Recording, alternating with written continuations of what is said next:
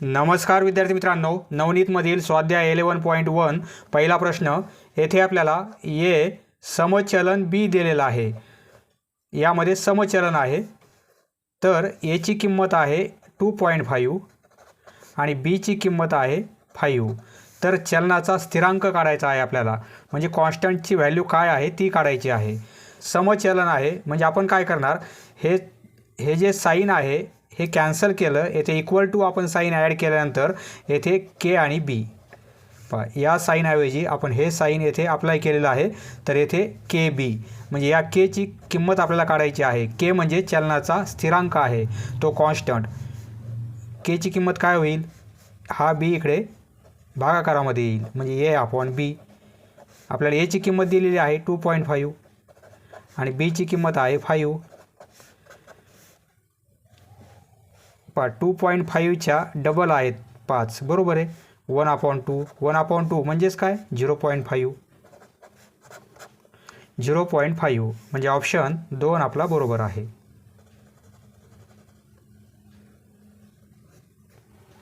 Next question. दुसरा प्रश्न. 5 metre लांबीच्या तारेची किंमत 80 रुपये आहे. 5 मीटर लांबीची तार आहे, तिची किंमत आहे 80 रुपये.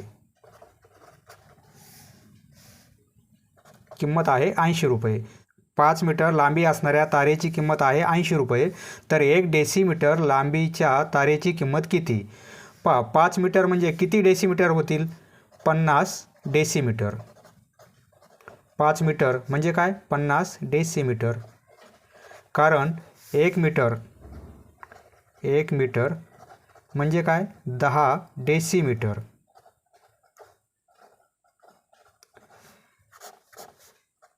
Metre, decimetre, litre, hecto, kilo हे एकक रूपांतर कसं करायचं याविषयी आपला व्हिडिओ आहे. त्या व्हिडिओची लिंक तुम्हाला डिस्क्रिप्शनमध्ये दिलेली आहे. तो व्हिडिओ आधी पहा, म्हणजे तुम्हाला कोणत्याही एककाचं रूपांतर करता येईल. 1 मीटर म्हणजे 10 डेसिमीटर. येथे 5 मीटर आहे म्हणजे 10ने गुणाकार केल्यानंतर 50 डेसिमीटर होतील, म्हणजे 80 रुपयाची.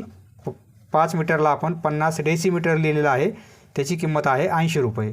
आपल्याला काय पाहिजे 1 डेसिमीटर. 50 डेसिमीटर लांबीची 50 डेसिमीटर लांबी असणाऱ्या तारेची किंमत किती आहे 80 रुपये. आपल्याला 1 डेसिमीटर पाहिजे. त्यासाठी आपण काय करू, हे 50 इकडे पास करू आपण, म्हणजे इकडे काय राहील 50 इकडे गेल्यानंतर फक्त इकडे डेसिमीटर राहील, बरोबर आहे. डेसिमीटर म्हणजे काय 1 डेसिमीटर असंही लिहू शकतो आपण, म्हणजे 80 आणि हे 50 इकडे भागाकारामध्ये येतील. हे रुपयामध्ये आहे. 0 0 कॅन्सल होईल. 5ने भाग देऊ आपण 8ला. 5 1 5 आणि 5 6 30 म्हणजे 1.6 हे रुपये आहेत, बरोबर आहे. 1.6 म्हणजे याला आपण असंही लिहू शकतो 1.60 रुपये, बरोबर आहे. 1.60 म्हणजे ऑप्शन 2 आपला बरोबर आहे. 1 मीटर म्हणजे 10 डेसिमीटर म्हणजे 5 मीटर म्हणजे 50 डेसिमीटर.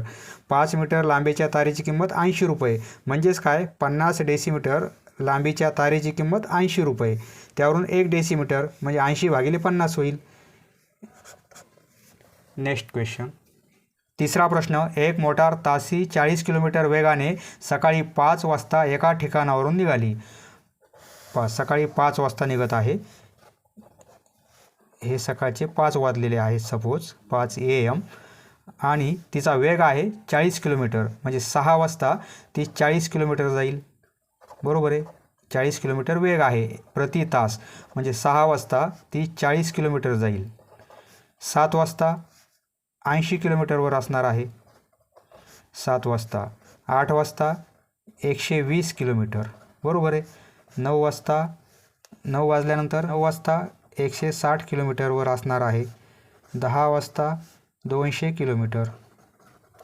11 वाजता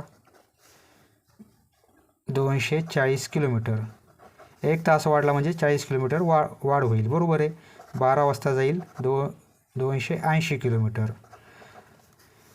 त्यानंतर बरोबर 2 तासांनी पहिली मोटार आहे M1 5 वाजता निघत आहे. दुसरी मोटार 2 तासांनी निघत आहे. 2 तासांनी दुसरी मोटार म्हणजे 5 वाजता नाही निघणार, 2 तास उशिरा म्हणजे 7 वाजता निघणार आहे. ही दुसरी जी मोटार आहे M2 7 वाजता निघणार आहे, परंतु तिचा वेग किती आहे? या वेगापेक्षा 1.5 पट जास्त आहे. 1.5 पट म्हणजे हिचा 40 आहे, तर 40चे 1.5 पट म्हणजे 60. म्हणजे ही 7 वाजता निघत आहे, म्हणजे 8 वाजता किती जाईल? 60 किलोमीटर जाईल. बरोबर आहे, कारण वेग 1.5 पट आहे. हिचा 40 किलोमीटर तर हिचा 60 किलोमीटर. ही 5 वाजता निघत आहे, ही 7 वाजता निघत आहे, म्हणजे 60 किलोमीटर अंतर 8 वाजता होणार आहे. नंतर 9 वाजता 120 किलोमीटर असेल, कारण 60 किलोमीटर वाढत जाईल. येथे 180 किलोमीटर 10 वाजता. 11 वाजता 240 किलोमीटर. 12 वाजता 300 किलोमीटर याप्रमाणे. बरोबर आहे. आपल्याला काय विचारलेलं आहे? तर त्या दोन्ही मोटारींची भेट किती वाजता होईल? किती वाजता भेट होईल? येथे 200 आहे, येथे 180, म्हणजे ही मोटार पुढे आहे, ही मागे आहे. परंतु येथे काय आहे? 11 वाजता ही 240 किलोमीटरवर आहे. 11 वाजता 240 किलोमीटर, आणि ही पण मोटार 11 वाजता 240 किलोमीटरवर आहे. बरोबर आहे. 11 वाजता म्हणजे सकाळी 11 वाजता त्या 2 मोटारींची भेट होणार आहे. ऑप्शन 2 आपला बरोबर आहे. 5 वाजता निघत आहे, म्हणजे 6 वाजता 40 किलोमीटर जाईल. ही 7 वाजता निघत आहे, 2 तास उशिरा, म्हणजे 8 वाजता 60 किलोमीटर जाईल. हिचा वेग 1.5 पट आहे, म्हणजे 60 किलोमीटर वाढत जाईल. प्रत्येक वेळेस प्रत्येक तासाला 60 किलोमीटर ॲड होत राहतील, आणि येथे प्रत्येक तासाला 40 किलोमीटर ॲड होत राहतील. सकाळी 11 वाजता या दोन्ही मोटारींची भेट होणार आहे, कारण 240 आणि 240. बरोबर आहे. Next question. चौथा प्रश्न. एका विद्यार्थी वसतिगृहातील 20 विद्यार्थ्यांचा 10 दिवसांचा खर्च 5,000 रुपये होतो. 20 विद्यार्थ्यांचा 10 दिवसाचा खर्च 5,000 रुपये, तर 32 विद्यार्थ्यांचा 7 दिवसाचा खर्च किती? येथे 3 क्वांटिटी आहे, येथे 2 आहे, तिसरी क्वांटिटी आपल्याला काढायची आहे. 20 विद्यार्थ्यांचा 10 दिवसांचा खर्च 5,000 रुपये. याप्रमाणे आपल्याला ॲरेंजमेंट करायची आहे. तर 32 विद्यार्थ्यांचा 7 दिवसाचा खर्च किती? समजा X खर्च आपल्याला काढायचा आहे. तो खर्च किती आहे? समजा X आहे. या दोघांचा गुणाकार हे 5,000 भागाकारामध्ये. तर या दोघांचा गुणाकार आणि ती क्वांटिटी काढायची आपल्याला. खर्च किती आहे? सपोज X आहे. याप्रमाणे हे 2 शून्य कॅन्सल होतील, तर हे 2 शून्य कॅन्सल होतील, म्हणजे 2/50. बरोबर आहे. हे आहे 32 गुणिले 7 आणि भागिले X. याप्रमाणे तिरपा गुणाकार करू किंवा 2ने भाग देऊ. 2 बे हे 25 होतील, म्हणजे 1/25 हे इक्वल आहेत 32 गुणिले 7 भागिले X. बरोबर आहे. तिरपा गुणाकार X इंटू 1 म्हणजे X होईल. 32 गुणिले 7 गुणिले 25. 32 गुणिले 7 गुणिले 25. हा गुणाकार 25 7 175 होतील, म्हणजे 32 गुणिले 25 7 175. आता 175ला 32ने गुणाकार करू. 175 गुणिले 32. 2ने गुणाकार करू. 2 पंचे 10, हातचाला 1, 2 साती 14 आणि 1 15, हातचाला 1, 2 दोन्ही 1 2 आणि 1 3. 3ने गुणाकार करू. 3 5 15, हातचाला 1, 3 7 21 आणि 1 22, हातचाले 2, 3 1 3 आणि 2 5. ही बेरीज 0 0 6 आणि 5 5,600. 5,600. पर्याय 4 आपला बरोबर आहे. या दोघांचा गुणाकार आणि ही क्वांटिटी भागाकारामध्ये, त्याप्रमाणे या दोघांचा गुणाकार आणि खर्च काढायचा आपल्याला ती क्वांटिटी भागाकारामध्ये, आणि हे दोन्ही इक्वल आहे. Next question. 5वा प्रश्न. एक मोटार तासी 45 किलोमीटर वेगाने काही वेळामध्ये काही अंतर पार करते. अंतर आणि वेळ आपल्याला दिलेली नाही आहे. समजा एक मोटार आहे, तर 1 तासामध्ये किती जाईल? 45 किलोमीटर. बरोबर आहे. 1 तास आणि 45 किलोमीटर जाईल एका तासामध्ये. समजा मोटार या पॉईंटवरून निघालेली आहे, तर या पॉईंटवर 1 तासामध्ये 45 किलोमीटर येईल. बरोबर आहे. 45 किलोमीटर त्या अंतराच्या 4-3 पट. आता हे अंतर किती झालेलं आहे? 1 तासामध्ये 45 किलोमीटर. याचे 4-3 पट 4/3 याचे म्हणजे 45ने गुणाकार करणार, तर किती होतील? हे 15 होतील आणि 15 गुणिले 4 60 होतील.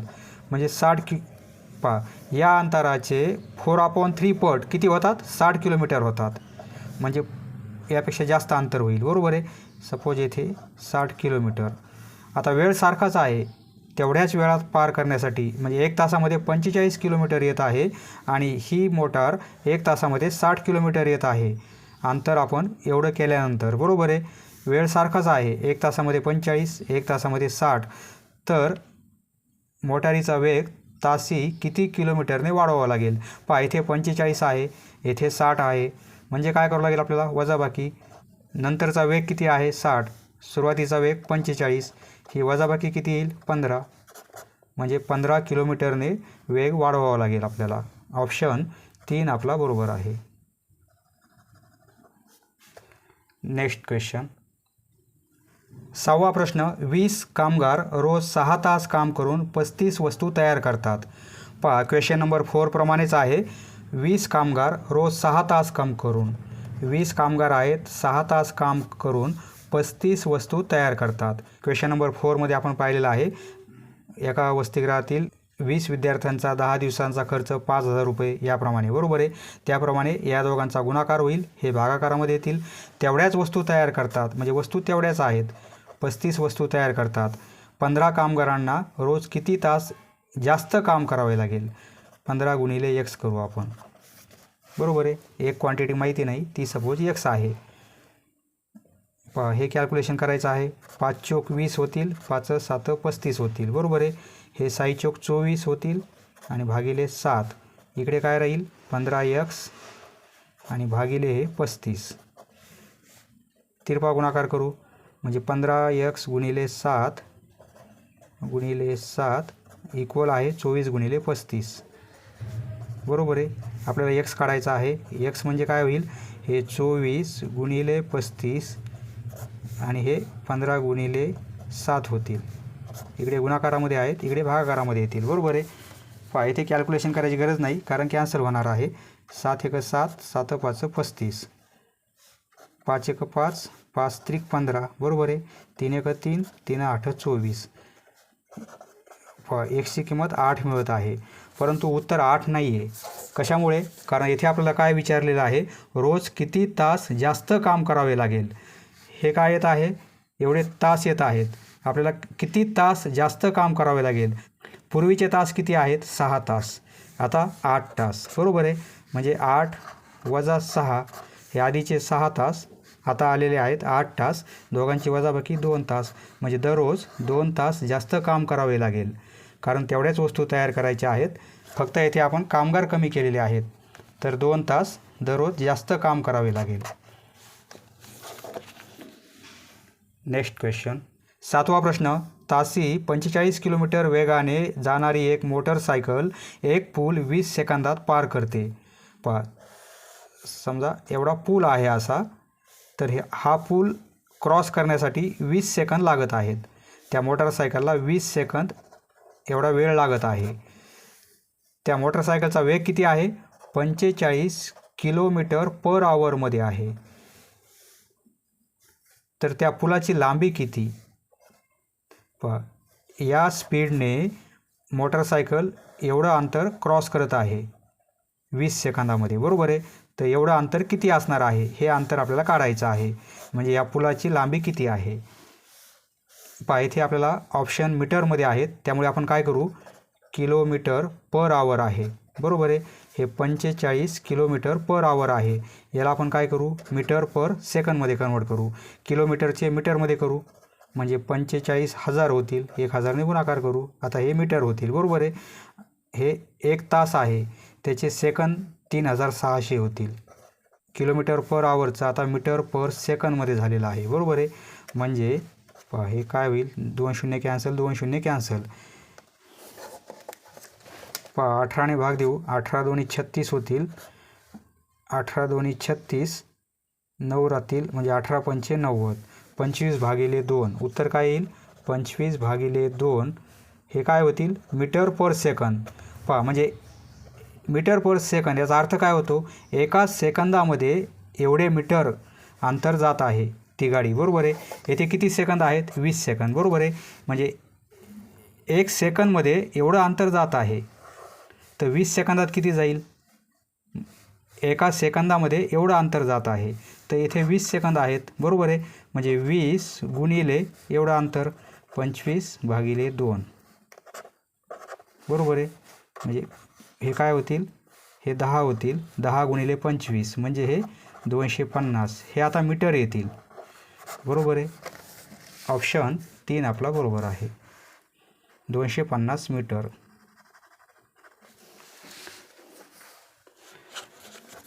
किलोमीटर पर आवरचे आपण मीटर पर सेकंदमध्ये केलेलं आहे. म्हणजे एवढे मीटर पर सेकंद म्हणजे एका सेकंदामध्ये एवढं मीटर अंतर क्रॉस करत आहे मोटरसायकल. आपल्याला 20 सेकंदामध्ये पाहिजे, त्यामुळे आपण याला 20ने गुणाकार केलेला आहे. समजलं मित्रांनो? धन्यवाद. पुढील व्हिडिओ पाहण्यासाठी चॅनल सबस्क्राईब करा. धन्यवाद.